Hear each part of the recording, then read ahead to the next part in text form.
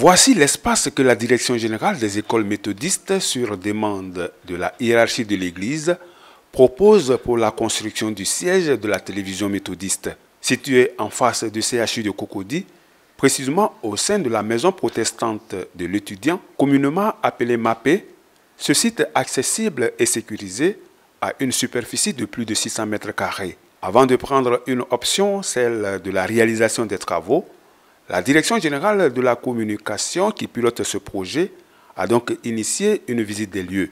Objectif, permettre au bishop et ses collaborateurs, pasteurs et laïcs, d'apprécier cet espace et de faire des observations afférentes. Je voudrais rendre grâce à l'Éternel et remercier la Direction générale des écoles méthodistes. Le site qu'on peut évaluer à plus de 600 mètres carrés est un site qui peut convenir. Nous allons voir avec les techniciens, avec tous ceux qui peuvent réfléchir avec nous, voir comment jouir de ce terrain.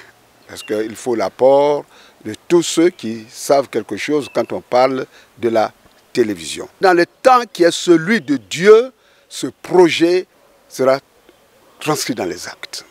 Ceux qui seraient encore dans le doute, je crois que il faut absolument quitter le doute.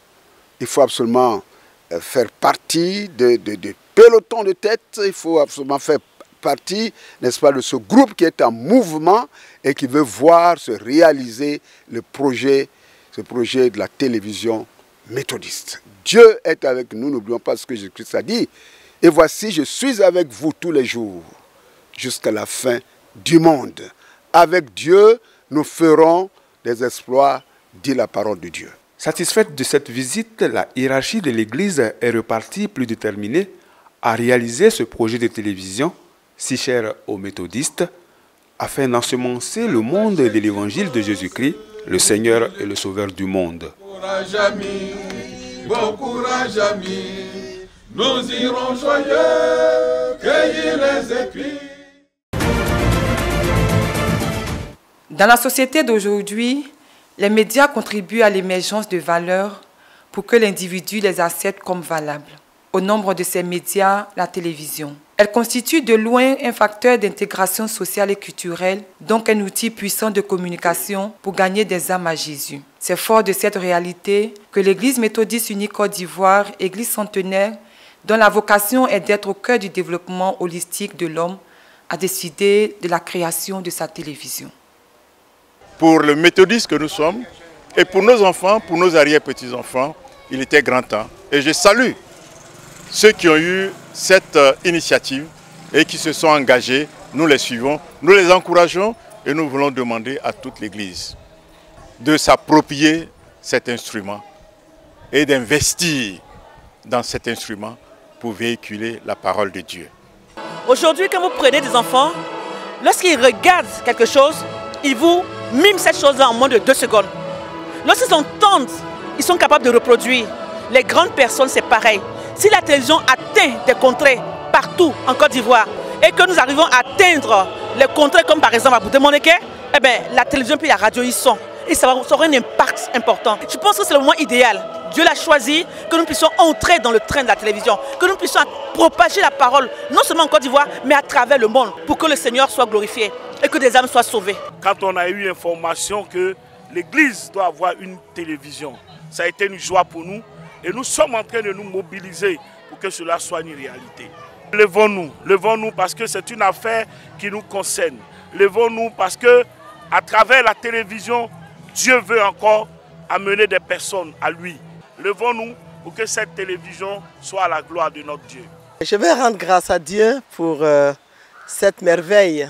Mais comment faire pour que cette télévision soit effective?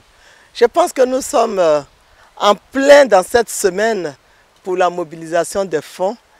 Et moi, étant du jubilé, je pense que pour cette opération, je me rends dans mon église d'origine, qui est l'église de l'Espérance de Passe, là pour mobiliser les gens, parce que le jubilé, c'est bien, mais le pays profond, la campagne, nous avons aussi besoin de cette télévision. Donc il faut qu'on arrive à mobiliser suffisamment de fonds pour que l'effectivité de la chose soit faite et que nous ayons notre télévision méthodiste.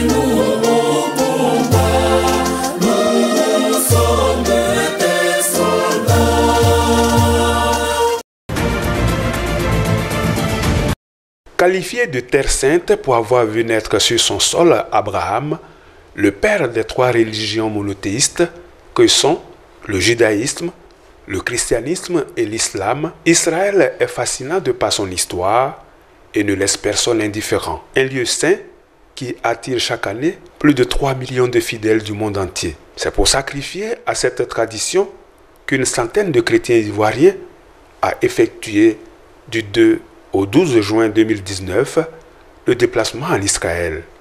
Ce voyage a été piloté par la Direction générale des cultes, représentant l'État de Côte d'Ivoire, qui a financé ce voyage. C'est dans la région de la Galilée, précisément à Nazareth, que la délégation ivoirienne, qui avait en son sein 3 pasteurs et 14 laïcs méthodistes, a entamé son séjour. Sur place, cette délégation a visité le village biblique de Nazareth du temps de Jésus et fait une ascension au mont des précipices. Puis, les lieux saints ayant ponctué le ministère de Jésus autour des rives du lac de Tibériade ont reçu la visite des pèlerins ivoiriens, à savoir Capharnaüm, qui fit le village centre du ministère public de Jésus, Tabga, la primauté de Pierre, site du miracle de la multiplication des pains et des poissons, le mont des Béatitudes et Irdanite, lieu officiel de la commémoration du baptême de Jésus dans les eaux du Jourdain. De la Galilée, cap a été mis sur la région de Jérusalem.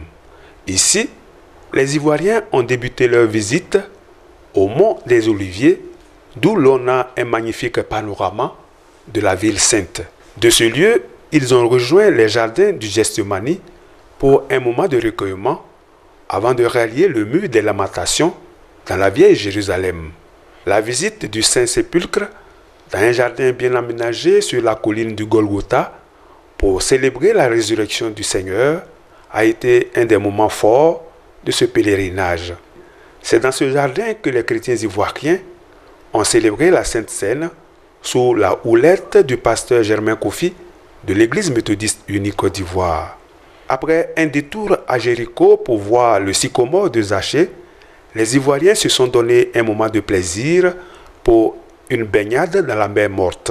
Sur les pas du Christ, les Ivoiriens se sont également disposés spirituellement pour dire des prières à l'endroit d'Israël, pour la paix et le renforcement de la cohésion sociale en Côte d'Ivoire et pour l'unité du corps de Christ dans notre pays.